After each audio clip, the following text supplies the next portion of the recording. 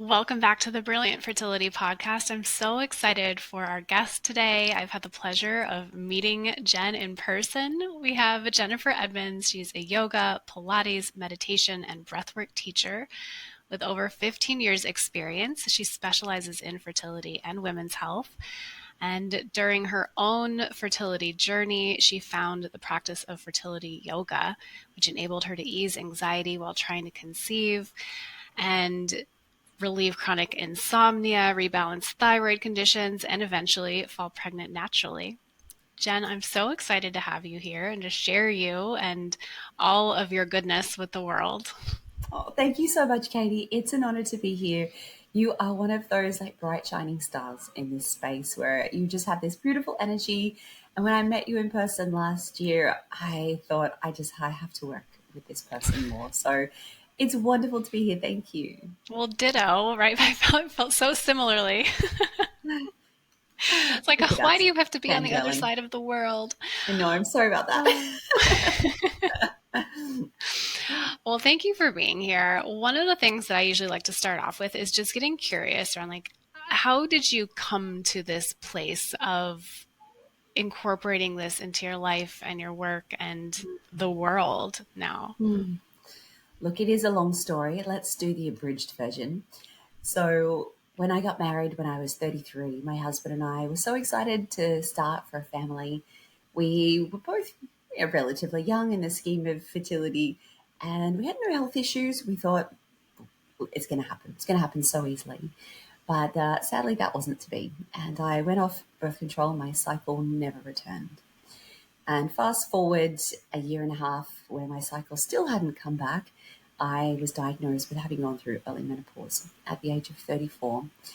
And we were told if we wanted to have a family, we needed to do IVF and we needed to do it immediately. So this was a long journey in itself just to get to that point where we hadn't even been able to try for a family. But we thought IVF it's like the light at the end of the tunnel, isn't it? When you're struggling through a fertility journey, you think, well, nothing else has worked, but at least I've got that. And when you open that door and it doesn't work, you get left in a very dark place. So our first round of IVF didn't work. And that left me pretty desolate. And I thought that perhaps this wasn't going to happen for us. This wasn't our life's path. And yes, we talked about the idea of adoption and donor and all of those things, but it didn't really seem like the route I wanted to go down at that stage. So we thought, look, we'll take a little step back. I worked with a naturopath for a few months. We changed clinics. And the second round of IVF we ended up with one untested embryo. And we transferred it, and it turned into my little girl, who is nearly 7. So that was my first fertility journey. And we thought, look, we're so grateful and so lucky to have her, but we are both only children. What we would love more than anything in the world is to have a second child. I would have another 10 if I could, to be honest, Katie. But we thought we'll have 2 kids and then we'll move on from this part of our lives. And then something amazing happened. When she was about 1, I had stopped breastfeeding and my period returned. I just went to the bathroom one day and there it was. And I was a bit suspicious. I thought, well, this is too good to be true. But nope, the next month it came back, and the month after that. And we were so excited. We thought, wow, now we can finally try to have a baby. This is the one thing we had missing the first time. So we jumped into our second fertility journey thinking it was going to be much, much easier. But sadly, it was much longer and more difficult than the first journey. My cycle was regular, but a little bit short. We went back to a new gynecologist who said, look, there's no reason why you couldn't fall pregnant on your own. Just keep trying at home. Let's see what happens. So I think we tried for about 6 months and nothing came up. We went back to the doctor. She did a few letrozole cycles. She gave me some progesterone to help extend my cycle. Still nothing. She then ran a few more tests, and that's where things took a bit of a turn. We ended up with a whole bunch of new fertility issues, which we hadn't had previously. So I had developed a thyroid condition. We found out my fallopian tubes were partially blocked. What else did I have going on? My AMH levels were close to 0, so Said, it looks like you're ovulating, but we don't know how strong this is or what your egg quality is like. It's not looking good. And we ended up with a bit of male factor fertility issues as well, none of which had been an issue previously. So we thought, coupled with my age, I think I was 37 by this stage, she recommended that we just go straight back to IVF. And we were so disappointed. It had been just over a year at this stage since we'd started trying for our second, and we thought, it was the one thing we didn't have the first time. Finally, we got there, but it still isn't happening. But at the same time, we knew IVF had worked. We'll just do it again. We'll move on with our breeding years and just be done with all of this. So we did another round of IVF, and I did the 3 months of preparation. I did the 1,000 supplements. I did the perfect diet. I did all the acupuncture. I did everything literally perfectly. And it didn't work again. We ended up with 2 little embryos from that cycle. It was one of those cycles that looked perfect on paper. Everything went really, really well. But sadly, neither of those little embryos stuck. And then the day after I found out that second embryo hadn't been successful, we went into lockdown over COVID. This was in early 2020. And as anyone who went through IVF that year would know, every clinic in the world closed down. So we had to do our follow-up appointment with our doctor over Zoom, and he said, I'm sorry, but I just don't know when I'm going to be able to get you back into the clinic. So we thought that was kind of it, that feeling of we don't know when or if we're able to ever pursue treatments again really left me in a very dark place. This was probably my lowest time. I'd also developed chronic insomnia throughout this journey. So I was taking progesterone to support my cycle. I was on thyroid medication. I've been prescribed 3 different types of sleeping tablets to help me get some sleep at night. I'd just been through another round of IVF where I was on hugely high doses of stimulation medication. I was a mess, to put it lightly. I remember this was my moments of just crying on the bathroom floor at 3 o'clock in the morning, unable to sleep. And coupled with that, all of the guilt and the shame that comes along with secondary infertility. When you've got this beautiful little 2-year-old girl and all you want is to complete your family, and all of the feelings of, well, isn't she enough? Isn't she enough for my life? And it's a horrible battle of feelings. So this was a pretty bad time. I don't think I was great to live with. I wasn't sleeping. I was a mess. And this is where the universe kind of stepped in, and my journey took a bit of a strange turn. So I was a Pilates instructor. I'd been working in clinical Pilates settings for about 12 years at that stage. I loved working out. I looked at exercise as, let's make this as hard and as fast as possible so I feel exhausted, my body is sore the next day. That was my attitude to exercise. But I couldn't go to the gym during COVID. I couldn't go to work. My studio was closed. So I was really at home with nothing else to do. And I remember having a chat with a girl I used to work with who was a yoga teacher. And I explained my journey. And she said, look, I don't want to overstep here, but I work with this teacher who teaches fertility yoga. Would you like me to put her in touch with you? And I thought, no. I've just been through another round of IVF, which hasn't worked. What is a bit of yoga going to do for me? But at this stage, I had done literally everything, Katie, everything. And now I was in lockdown and couldn't do anything. So I thought, look, what is one more thing? Let's give it a go. So she put me in touch with this wonderful teacher. She was actually from Australia as well. And she gave me these practices to do. And it was the one thing that I hadn't done on this entire journey, which was stop and slow down and ask my body how she felt. So ask myself what I wanted. Did this feel right? Did this next decision feel good for me? I hadn't even considered whether any of these things were good for me. I just wanted to be pregnant. And so I love these practices, surprisingly. I found them really calming, really peaceful. I practiced them every day. They were super gentle, which was weird for me because I used to hate yoga. I thought, why are we lying down? This is so boring. Can we do some push-ups? This is such a waste of time. But it was this really lovely reframe, and it was this part of my day where I looked forward to it and I felt better afterwards. A few weeks after I started this regular practice, little things in my life started to change. the first thing I noticed was I'd wake up in the morning and that sense of dread would just have lifted. So that horrible dark cloud that just followed me around all day, I didn't feel so miserable.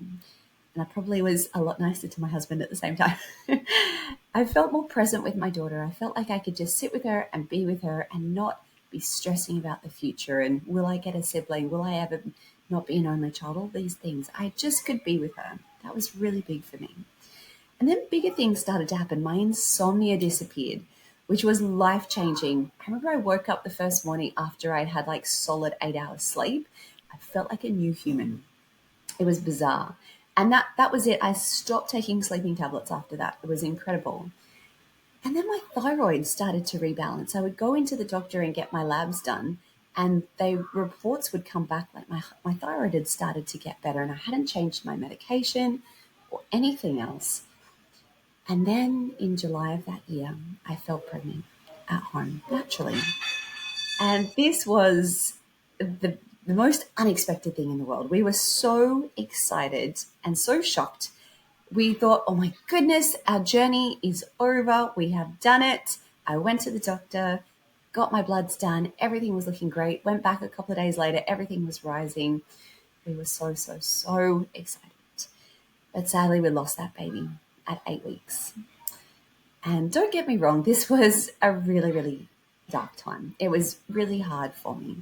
But it wasn't my lowest point because I had in the back of my mind, I did something that no doctor had told me was possible. I think they said to me, oh, you've got about a 5% chance that your next round of IVF will ever work. They didn't even tell me that trying at home naturally would be an option. But I did it.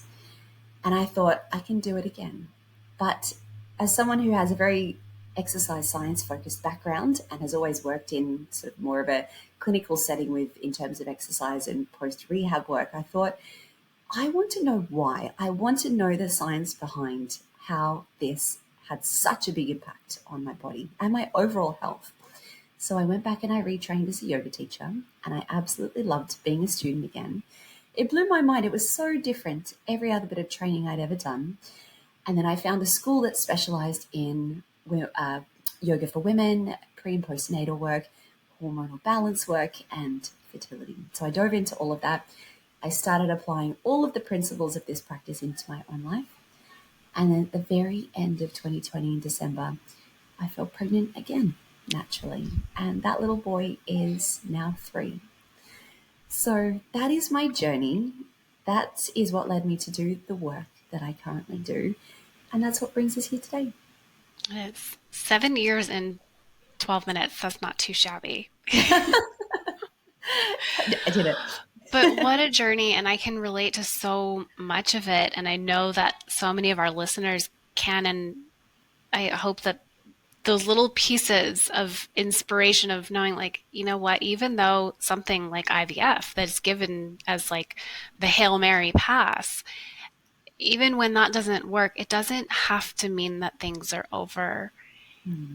We can reframe, we can look at things. And I had to laugh when you said the one thing I hadn't done is slow down, because yeah, that's Says how every many other of our type A person clients, on this yes, journey. exactly. And what's a bit of yoga going to do for me? It's like, oh my goodness, I remember the first time doing yoga, laying there and being like, this is so unproductive. Like, I am angry. I was angry at how unproductive it was. Feels exactly. And so I just have to crack up, because if you're out there and you're wondering what's a bit of yoga going to do, it's like, well, it might make you angry at first. And then it will start unlocking things that you didn't even know were possible. Yeah. And that's been my Unlocking is the experience word. with yoga as well, is that once you continue the slowing down through the resistance, through that part of our ego that's like believing this is the most unproductive thing you could do, we now have access to our body's wisdom.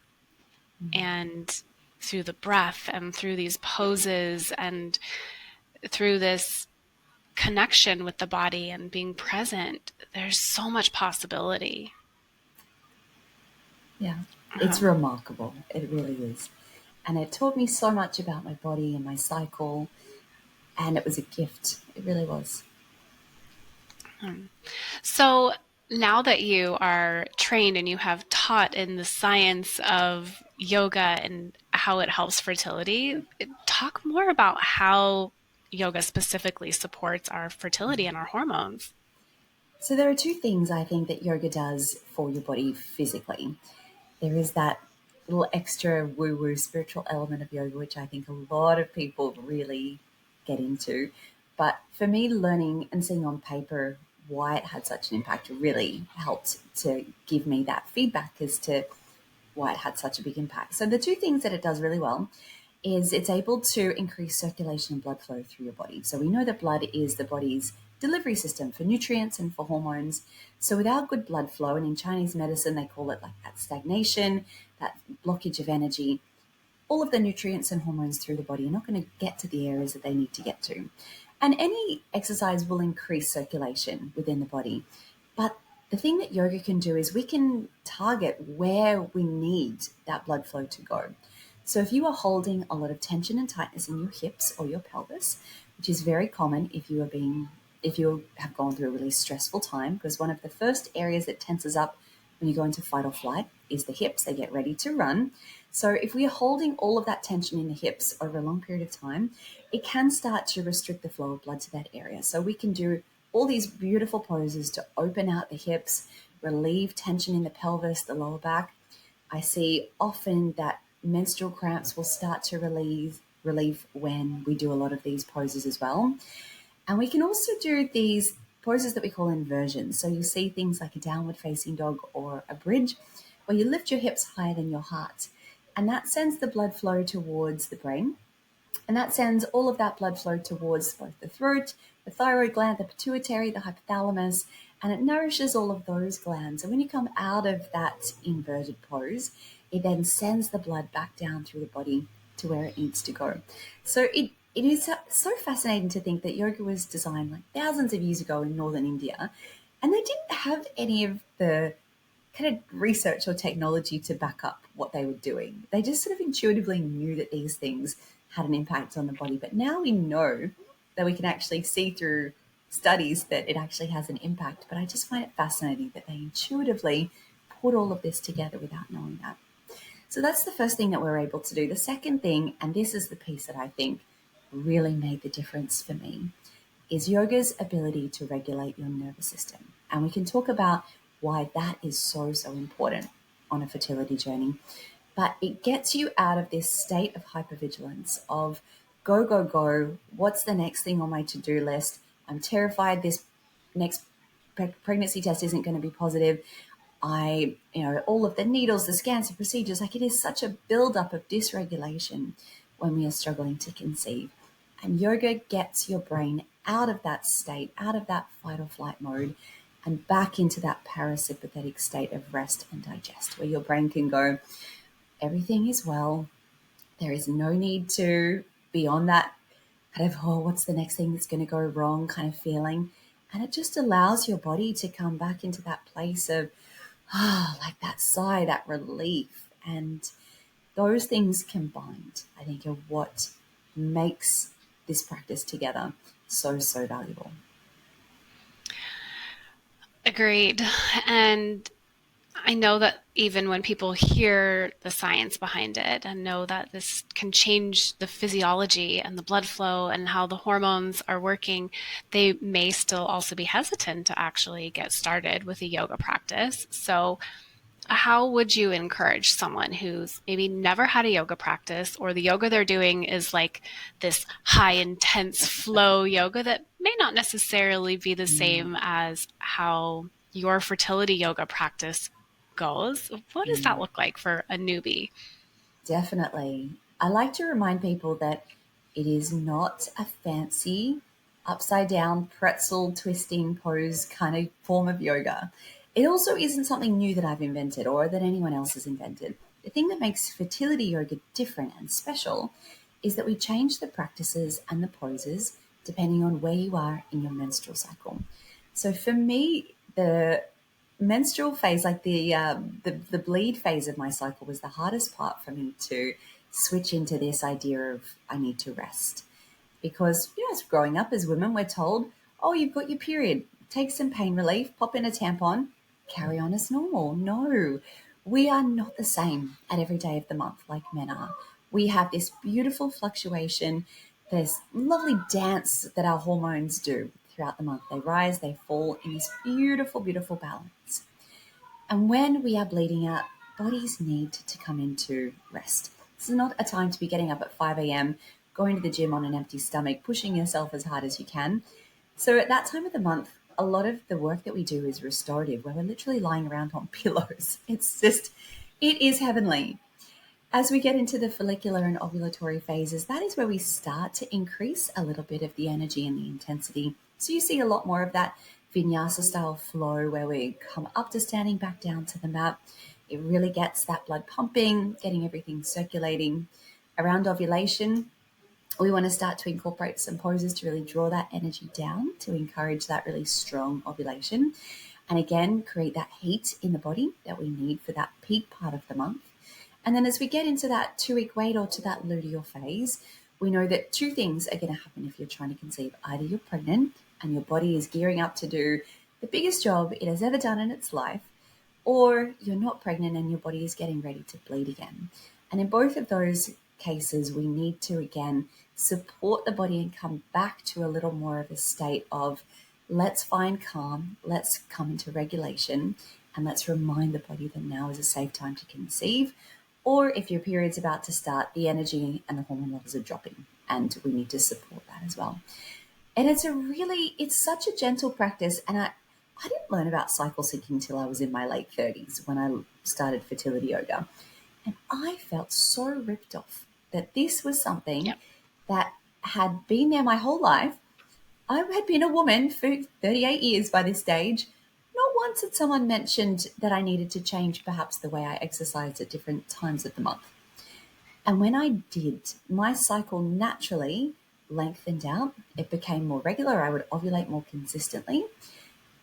And that was the only thing I had changed in my life. It's remarkable. And I see it over and over again with a lot of the students that I work with. And it doesn't have to be, let's do an hour a day. Where can you carve out 10 minutes? The practices I give my students start from 10 minutes because I know that looking down your day and thinking, oh God, I've got to fit in an hour to do my yoga practice. Like, no, that's not possible for everyone every day. But maybe sometimes you have that time, but sometimes I think the consistency is more valuable than the length of time that you dedicate to a practice. So that's what I say to people. It's a way to reconnect with your body and what your body needs energetically and physically and emotionally. And we can do it in a really short amount of time. I love that because one of the biggest objections I get about incorporating new practices is I don't have time for that.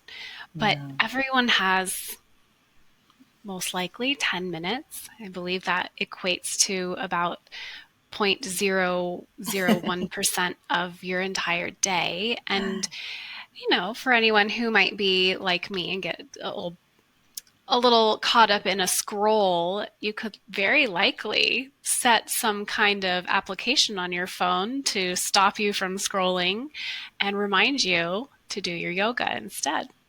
Mm. And how much better will that feel for your nervous system to have done Yeah. something really nourishing for yourself? So I would wholeheartedly agree that the consistency of 10 minutes every day or 5 days a week even is going to override having 1 hour carved out 1 day a week Mm. for it. Yeah. Are there any specific fertility issues that this is well suited for? Mm. Yes, I think everyone who has a reproductive system will benefit from this. We also do a lot of work with male fertility as well, as some interesting research that's coming out with that.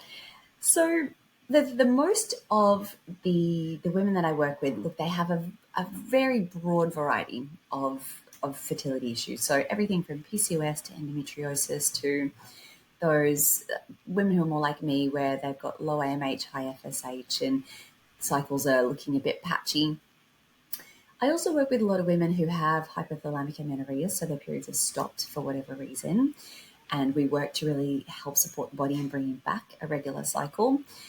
I think that yes, all of these hormonal issues can be addressed, and in terms of endometriosis, one of the best things that I think yoga can give you is help to relieve your symptoms.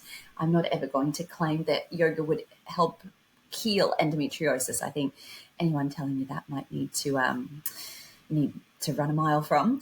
But it is, whilst yes, we do see so often a lot of fertility issues that can be supported through these practices.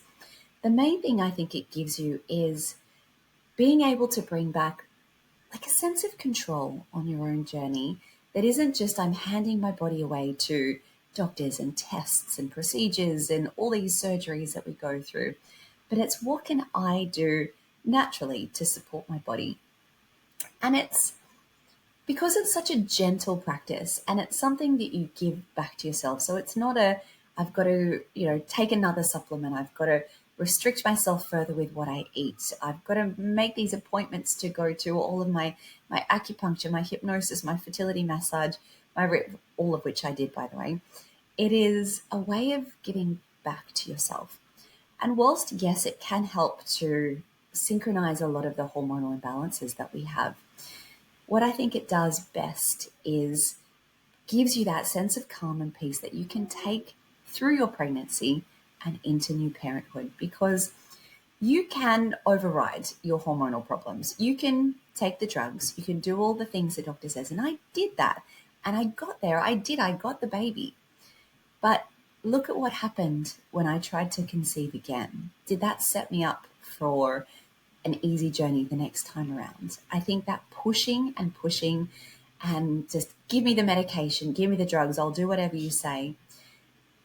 We can do all of that, but at the same time, if it is coming from this place of I've got to push my body as hard as I possibly can, and what's the next thing, and I'm going to tick everything off the to-do list, and you can hear in my voice this sense of dysregulation and anxiety, we need to find a way to counterbalance that. And that's why these practices become so incredibly valuable. Because do you want to live this way? You're going to eventually have the family, and are you going to heal all of the things that you've been through? Are you still going to be waiting for the other shoe to drop? Are you still going to be struggling with sleep? Are your hormonal problems going to be gone after you have your baby? How long was I going to have insomnia for? How many more sleeping tablets was I going to be prescribed?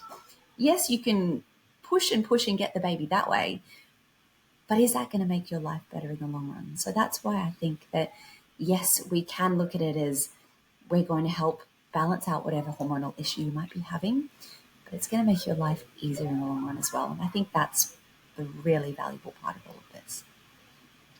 Well, we live in a society where there's so much dysregulation all around us, and Everywhere, we're and you can't seeing avoid it.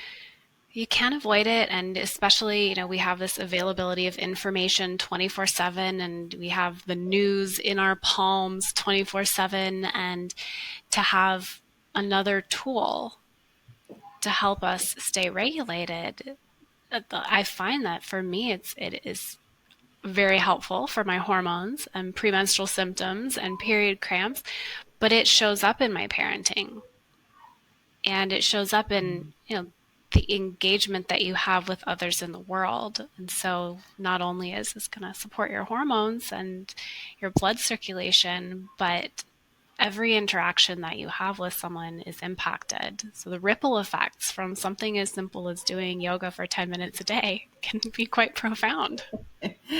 That is so true. And I notice it all the time in my own life now. And I'm no longer trying to conceive. But if I've had a few days where I'm in that pattern of rushing and there's 1,000 things to do, and I've, family and work and all the things, I am short with my kids and my husband. And I do find it harder to get into that place of responding to things rather than just being reactive all the time. And you just think that, is that the way you want to live? And I don't want to live that way. So that's what is always my constant reminder to keep coming back. Um, and this kind of leads to a good question of well, how often would someone need to be practicing? And for those who are still on a fertility journey, how long of this practice would they expect before they start seeing a result in their hormone symptoms or to, time to pregnancy, even if we Yeah. have data on that? That is a really good question. So I say to my students, come to your mat 3 times a week. So if you can carve out 3 times a week where you get out your yoga mat, or just leave it out, it's probably better so it's there as a constant reminder, and carve out some time. And sure, if you only have 10 minutes, that's okay. But if you have half an hour, if you have 60 minutes, let's put that aside, put it in your calendar. All the practices I give my students range from 10 to 60 minutes. So you've got those options. But on those other days where maybe you can't carve out that time, you also need to be doing something because you can't just sail through the journey of trying to conceive and not be doing something to constantly be calming and regulating your nervous system. It's like going to the gym. You wouldn't go to the gym once and expect to have a six pack the next day. You would come up with a training plan, you would be consistent, and you would expect to see results after a certain amount of time. So it's very similar in that kind of in that the way that we would see results. So for a lot of my students, it's really interesting around sort of that 3 or 4 weeks when they are consistent. They noticed, like I did, those little changes. I feel a little bit lighter. I feel like that cloud has started to lift. I'm feeling less anxious in the lead up to appointments and things like that. But it's around that kind of 3 month mark that I really start to see changes. So, for example, all the time, over and over again, I have students that come to me and they'll say something like, I used to have a really regular, perfect cycle. It was 28 days. I'd ovulate really regularly. I didn't get any PMS, and that was my cycle. But now, 2 years into my fertility journey, it has gone completely out the window. It's unpredictable. It's 28 days here, 35 days here, 23 days the next. I'm not ovulating regularly.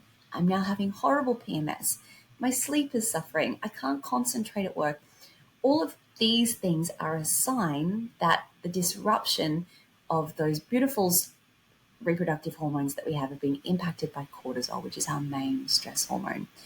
And cortisol is incredibly powerful because the precursor to making cortisol within the body is a hormone called pregnenolone. And pregnenolone is also responsible for making progesterone. So if your body is spending all of its efforts making cortisol, there isn't much left over to produce progesterone. And as we know, we need that hormone for regular and healthy ovulation and our luteal phase and to help support our cycle. So we see that over and over again. So that 3 month mark I find is where you've really created a new habit, these new neural pathways in the brain. And that's where I see people's cycles starting to re-regulate and things like I fall asleep more easily. I'm no longer waking up at 2 or 3 o'clock in the morning. I wake up and I feel rested. That's a big one as well. So that is where I like to try and guide my students. And it really depends. In terms of seeing a pregnancy, there's a lot of data that we have that shows that, yes, it increases your chances of a successful pregnancy and will shorten the time to pregnancy. There was a wonderful study that was done around 2015 by Harvard where they took Mhm. a whole bunch of women who were going through IVF and they split them into 2 groups. One of the groups, they just went through IVF as normal. And the other group, they gave a whole lot of mind body tools too. So breathwork, meditation, a lot of the things that we do in yoga. The group that did the mind body practices had pregnancy rates 3 times greater than those who didn't. And that was in an IVF setting, but there are other studies that show so much of the buildup of stress hormones and cortisol can be lessened by these practices. And yoga is one of those very few complementary therapies that we see has been studied extensively in Western medicine. So we have huge amounts of data and research to show us what benefits they have for things like trauma recovery and PTSD. And I believe that fertility struggles are incredibly traumatic, especially when you've been through loss and recurrent loss. So we have a lot of things on paper to show us that these practices make a huge difference. I hope that answered your question. That was a very long-winded answer. It does. I think the main takeaway is being like, plan to get on your mat 3 times a week. Yeah. And the time to pregnancy, I mean, I do always advise my clients that these practices will make your life better, and we don't Mm, have control over the when or the how you get pregnant. And goodness, now that, I've been diving into the spirit baby realm for about 5 years now, it's like I've learned so much more even about what these souls' paths are that we don't have control over. mm, But when we can learn how to stay present, and when we can just prepare the soil, so like, you know what, I don't know when this is going to happen, but I'm going to prepare my body, my heart, my mind, my home in a way that, like, someone's going to really want to come into this vibe here. And it's going to feel really good when it happens. that's it. I heard someone describe this. I wish I knew the source of this metaphor, but it was like describing, like, there's two women, they're both trying to get pregnant. One is sitting outside the restaurant, looking in the window, going, "Where is my food?" She hasn't even gone in and sat down and ordered yet, but she's sitting out there demanding to know when her food is going to arrive. The other is already sitting at the table enjoying her drink because she knows that her food is on its way.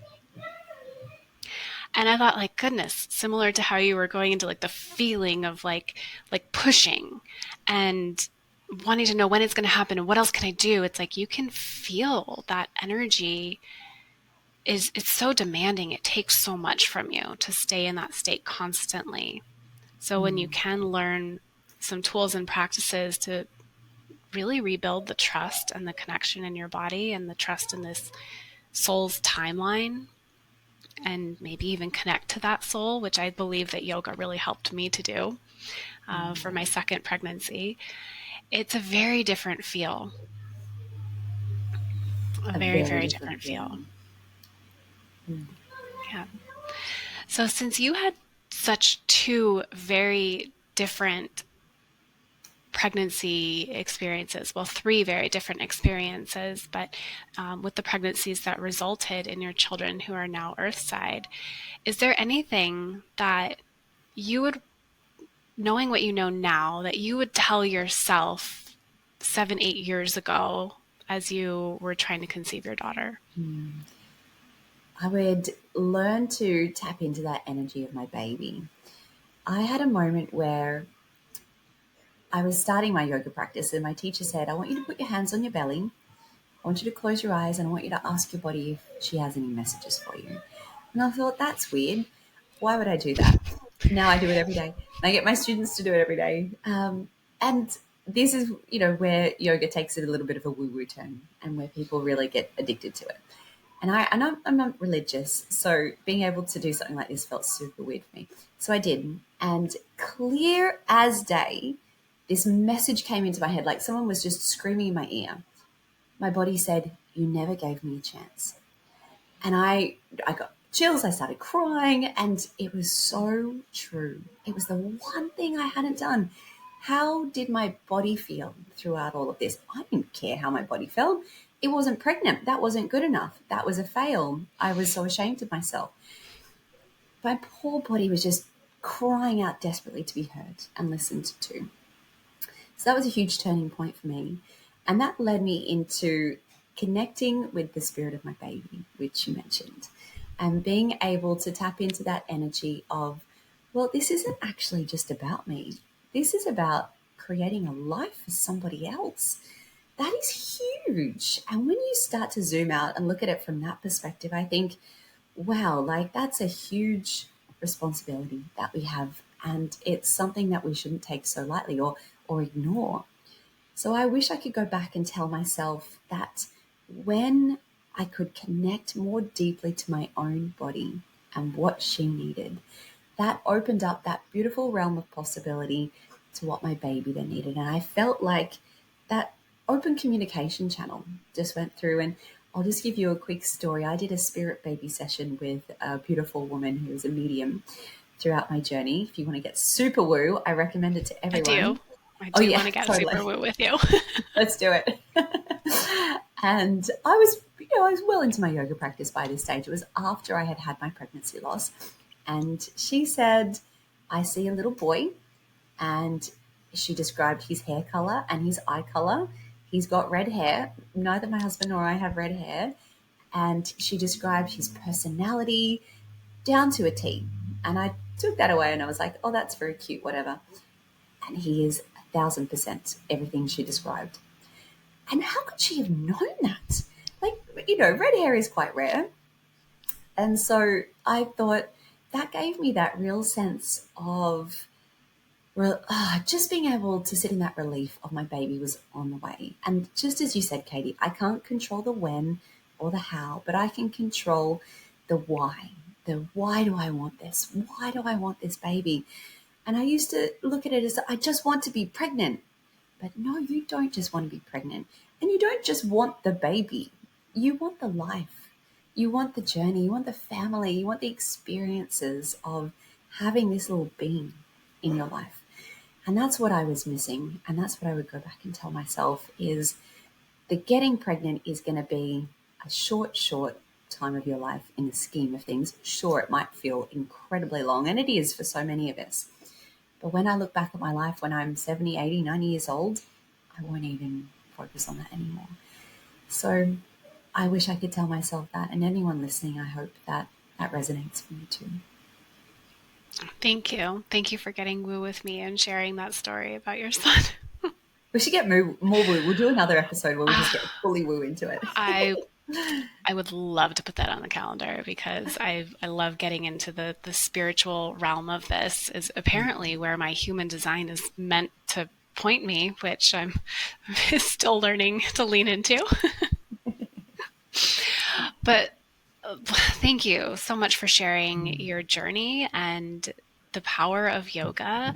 I am wondering, where can people find you if they want to work with you and learn more from you? Sure. You can find me on any social platform, or not any. I'm on mostly on Instagram, also TikTok and YouTube. If you search Jen Element Pilates Yoga, you'll find me.